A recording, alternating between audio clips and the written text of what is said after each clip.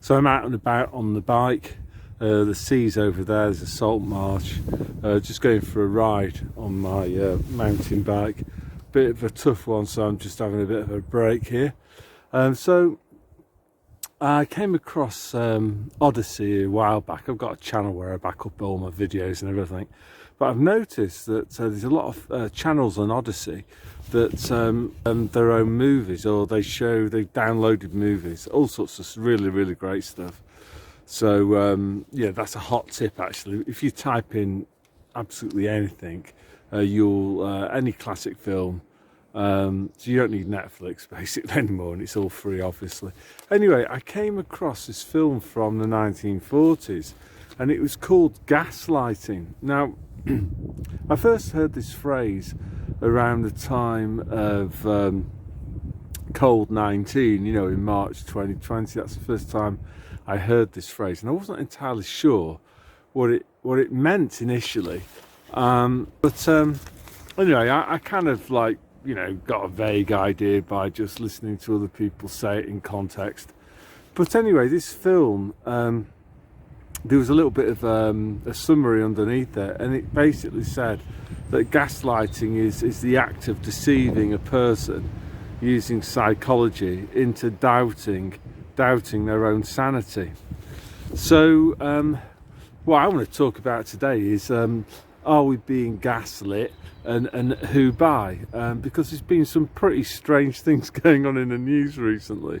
And do those things actually amount to gaslighting? So the first one's Angela Rayner's Ginger Growler.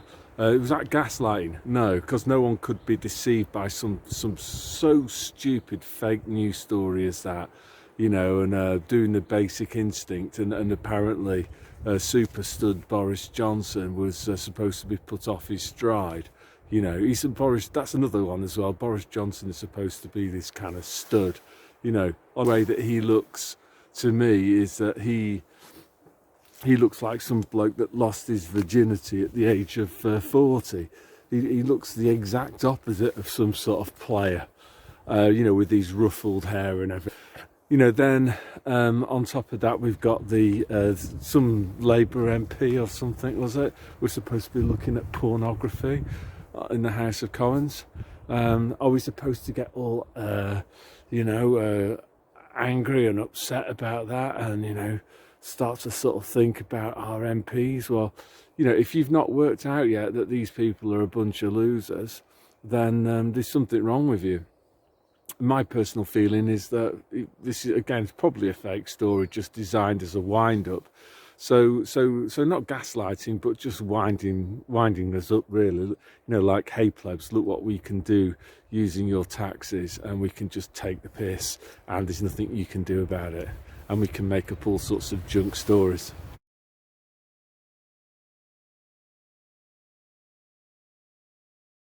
The next story is Ukraine. So on the TV, you see these people, these black people coming in from, we're told, from the Ukraine.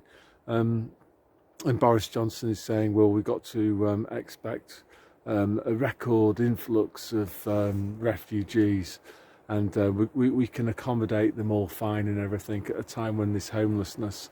So, you know, is that gaslighting? Well, you know, I suppose you could argue it is, because most people would probably think, well, Ukrainians, you know, they're white, but there's all these black people turning up. You know, how can that be? So they start to, you know, doubt their own ability to assess reality. You know, this doesn't seem to add up, does it? So yeah, this is yeah, I think it's an example of gaslighting.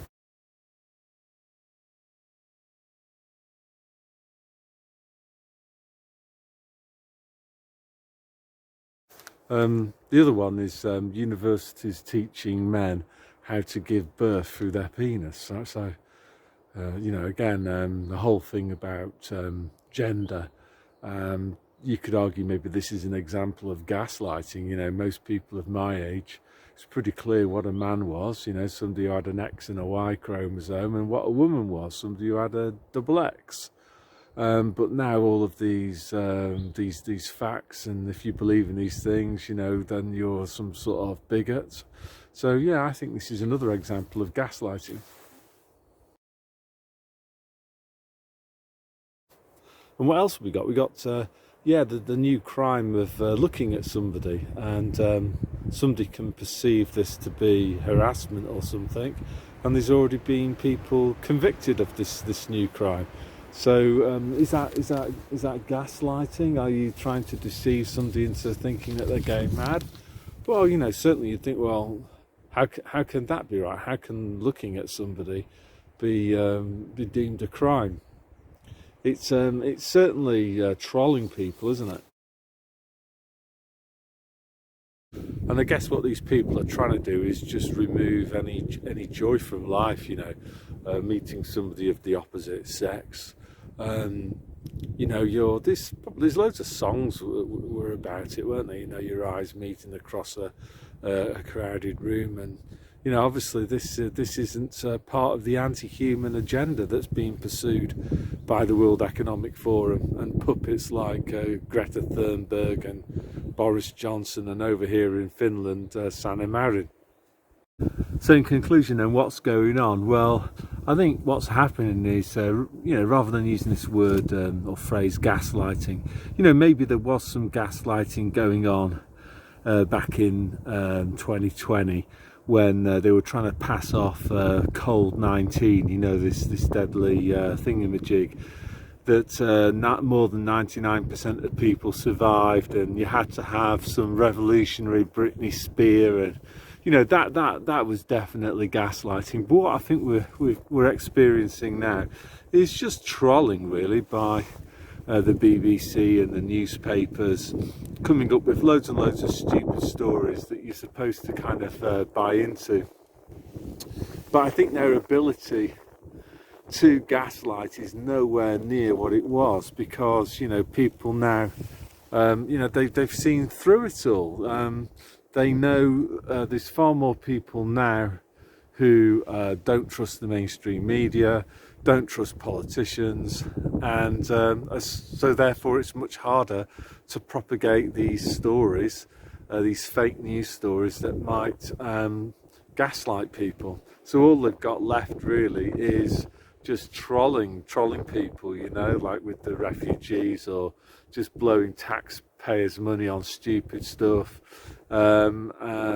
misbehaving in the House of Commons. There was some story I saw over the weekend about MPs and their advisors getting absolutely paralytic actually in the House of Commons, in various bars and function rooms, so drunk that they were falling over and puking up, drinking champagne. They mentioned that, and I think what that's all about is it's just common garden trolling. That's all that they've got left. And normally the type of person that trolls is the one that has kind of lost. You know, that's all that they've got left, is just to try to taunt you, you know, because you know that they know that you know that they've played all of their tricks, and as long as you ignore their trolling and maybe just laugh back at it, you know, you expect me to believe that. There's nothing else that they can do. You know, certainly I don't. I used to listen to Radio 4 every morning when I was a teacher. I used to, for many years, I used to read the Guardian newspaper, and you know, I stopped doing that when the kind of illegal war started. So I've not bought it on a regular basis probably since I was you know, in my early 20s, and that's a long time ago. But yeah, anyway, so yeah, what I would do is just take the mickey out of it if you have the chance to talk to people. And I've also been reading some stuff about how to wake various people up, and like many other people, it's a good idea, I think, just to ask questions and to resist the temptation to go far in one foul swoop. Another thing that I've noticed, actually, there's a guy in England called Toby Young, and he ran a website called Lockdown Skeptics. I think it's called Daily Skeptic now. And the last time I looked at it, about 18 months ago, the comments under there were probably 50-50 split between what I would call the consensus huggers, you know, which are people that go, oh, of course the BBC wouldn't tell lies about wars. Of course the government wouldn't force people to have, you know, a Britney Spears. Of course. There would never be any Nazi passports based on medical status. This is Britain, rah rah. Anyway, so I looked yesterday, and it was really heartening, because it changed completely. It was like 100% of people were calling out stuff like, you know, it's all about DEPOPULATION, and you know, it reminded me of the things that I was writing and warning people about, as I said, like 18 months ago. So the good news is that people are catching up. You know, Bill Gates has promised us, hasn't he? He said, we're going to have a new variant, and it's going to be the most deadly one yet. Well, the others haven't been very deadly, have they? So I'm not exactly quaking in my boots about that one. And I think, yeah, they've blown their load, haven't they? They can't. I don't think. Well, they didn't get enough people last time to go along with the regular Britney Spears concert attendance, so they're not going to do it this time. COVID-19, I think, has had its day. They can try to introduce passports again, but you know, last time between 30 and 40% of people said fuck you, and I think the percentage will probably be closer to 50 or 60% this time around. So with that, God bless. I'll just turn the camera more time. I'm at this, I suppose you call this a bay, in Finnish you call this Lahti. Yeah, it's quite beautiful. Temperature, we had a few nice warm days, but we've got this really cold wind back again.